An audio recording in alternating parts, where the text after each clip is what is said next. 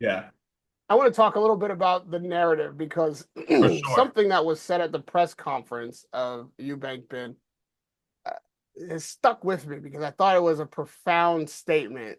And because of the egging and all the cursing and all the back and forth of nonsense, that this got lost in the shuffle. Chris Eubank told Conor Ben, get used to being the bad guy, accept it. You're a bad guy now. Hmm. I had to accept it. This is something that I know is now just what I am going to be in people's mind. And so the bad guy role is who I'm comfortable being. And the truth of that is actually profound because he's right. And Ben, and the reason that was a great bit of needle is because Ben doesn't want to be the bad guy. He doesn't want people to think he's a drug cheat. He Right. doesn't want to be thought of as the asshole in this equation. He doesn't want to get booed. He doesn't want to be doubted anymore. He wants the accolade, the respect, and to be revered by the boxing community. And he thinks that winning this fight will right all the wrongs and correct all the mistakes. He's wrong. They're never going to let him off the hook about this PED test, whether he was wrongly accused or not. They are going to vilify him for the rest of his career unless some unforeseen phenomenal thing happens that makes him a hero in some regard because people prefer to hate you than to love you. And he's given them enough to hate or enough reason to justify their hate that they're going to hold on to it and they have to rip it from their dead cold hands. And just being comfortable with that has given Eubank such more mental freedom. His father has called him a disgrace in the build up to this fight. Less than 2 weeks from the fight, his father refuses to be in the corner no matter how much money they pay him, no matter how poker face Junior is. He's a junior. You remember how poker face Floyd used to be, but then we saw that eruption in Mayweather boxing gym that time when his emotion actually spilled over. You can't Called his not dad be a affected cat, by that. a bum. Called his dad a bum who Yeah, calves right. that was a hurt kid Yes. flashing out, and you can't tell me that Junior is not a hurt kid, and those things that he's had to go through and accept and puts him again even ahead in the mental game because he knows what it is. And if Ben hears those boos and isn't successful tonight or it's not going his way, what starts happening in his mind? Can he put all of that out of his mind? Can he take himself away from that amount of pressure and just focus on the fight in front of him and not the fight outside the ring and what it means to him and what he thinks people are thinking? I'm not sure, man.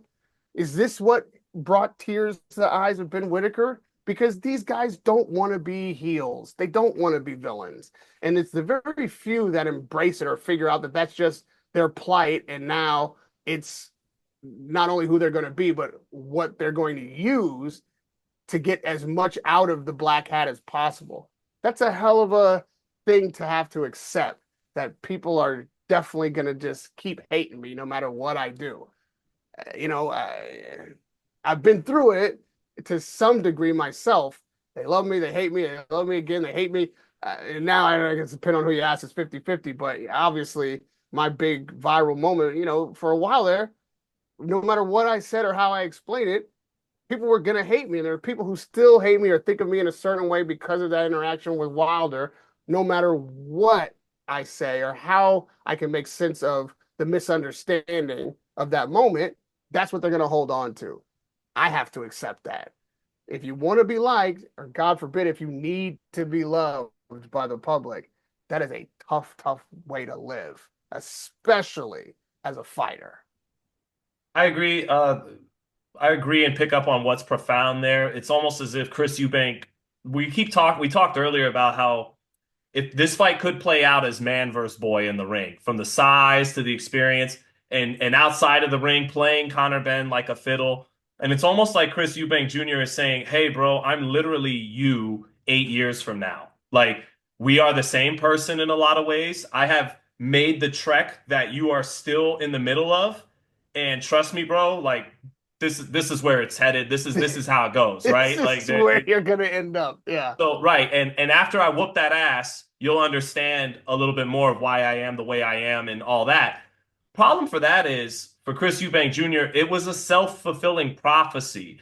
They kind of always didn't like you because you're not likable and never tried to be likable. I mean, Chris Eubank Jr., to share a quick story of mine, he's one of the he's one of the biggest jerks I've come across in interviewing boxing. And I remember you telling me, years ago, Sean, that shit doesn't matter, bro. It doesn't matter if they're nice or if they're jerks. If they answer their questions when you put the mic in front of them, you got to roll with it. You got to be cool with it, right? And I remember meeting him at the MG. Hold on, let me so anyways, I meet Chris Eubank Jr. This is in, I think, 2018, 2019. Now I remember. I think it was when Keith Thurman fought Manny Pacquiao at the MGM. And this is after Chris a number of times would just give me the stink look when I'd ask him in the Mayweather gym or in gyms in Vegas, "Hey, bro, you got a minute?" And he'd just go, "I wasn't worthy of words, Raheem." So I see him getting ready to go to his seat. I say, "Hey, Chris, what's up? You want to talk about this Jamal?" They were building up a Jamal Charlo fight at the time. He had just shared a card with Charlo, and he goes like, "Bro, who are you? Like, who are you even with? What is you're gonna interview me with this with the cell phone? Like, bruh, who are you even with?" And I was like, in my mind, I'm like, this cell phone has interviewed much greater fighters than you, and even your father, who was a great fighter.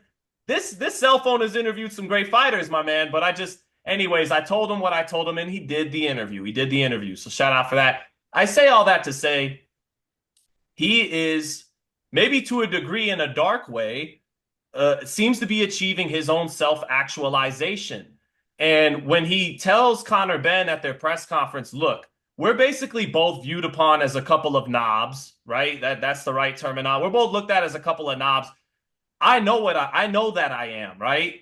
And you don't realize you're an even bigger knob than me. Because it may be one thing to have an attitude or be a bit snobbish. Because here's what Chris Eubank Jr. lacks that his father has. He has a lot of his father's talent, not his skill set, he hasn't executed that talent to the level his dad does, but he has a lot of his dad's talent. He has a lot of his dad's self-belief.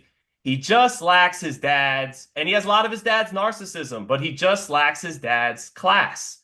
Chris Eubank Sr., despite all those things, is a classy man and a very sharp man that, once you deal with his eccentricities and all that, there's a lot of wisdom to pull from there. And you have to disseminate some of the kooky stuff, but whatever. The man fought for a long time.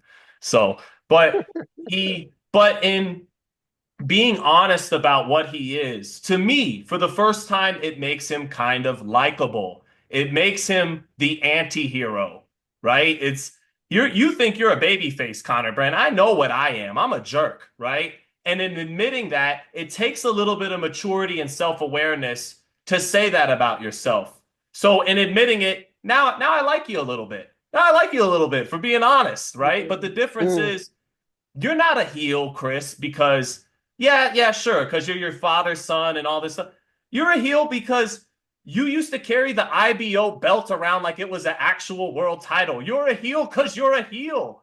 And what's it?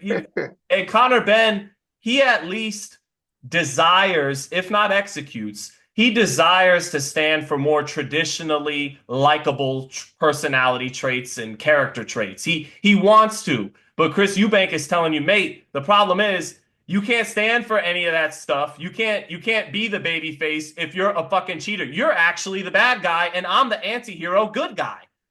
So you're not so that's what's kind of going on here. And for Conor Benn, in order for him to actually embody the things he desires to embody, he may have to sit through this karmic resolution of getting his butt kicked, embarrassed even, and then come out the other side of it and still be that guy that he wants to be. If he is, what he lacks heading into this fight that Chris Eubank Jr. does not is authenticity. It, We know you want to be a good guy, but no one believes that you are. Chris Eubank Jr., I'm not a good guy. So at least he's authentic. At least you can respect the honesty. And what's at play here for Chris Eubank Jr. is a chance for him to, if he has resentments towards his father, because it isn't easy being your son, and you messed up our life of luxury. Yeah, he talked about it. I did see the mansions and the Rolls Royces, and then we lost everything because of whatever his dad did or didn't do. This is his chance to truly become Chris Eubank himself, not just Junior, by winning this fight. And it's a chance to exact some revenge on his dad. I didn't need you for this. I'm my own man once and for all now. And your karma is for my brightest shining moment. You don't get to be there by my side and take any credit for it. I get to thank you, Pops, for letting everybody know you don't got my back on this one. So that when I go through this and I do what I know what I'm about to do, I stand alone in taking the credit for it. I'm my own man. I climb out of your shadow once and for all. And so there's a self-actualization there for Chris Eubank Jr. in this fight. For Conor Benn, his self-actualization might be having to endure the embarrassment and still stand for those things he believes he stands for. Or better yet, best case scenario for him, this is the best case scenario. If you mess around and pull this upset off and win, don't feed into the beast and the temptation to do the I told you so, you's all counted me out, you called me a cheat and all. No, now in your moment of triumph is your chance to show people I really am a good guy. I'm not going to rub it in on Chris Eubank too much. I'm not going to too long. Yeah, I told you so, but I'm not going to harp on that too long. I just wanted to be vindicated. I just wanted to prove I was a good fighter. I just wanted to redeem my dad. And that's how Conor Benn gets to be the baby face he hopes to be. But if not, and he takes his ass whooping, taking his ass whooping like a man will help him be the baby face he hopes to be too. Goosebumps. Yeah.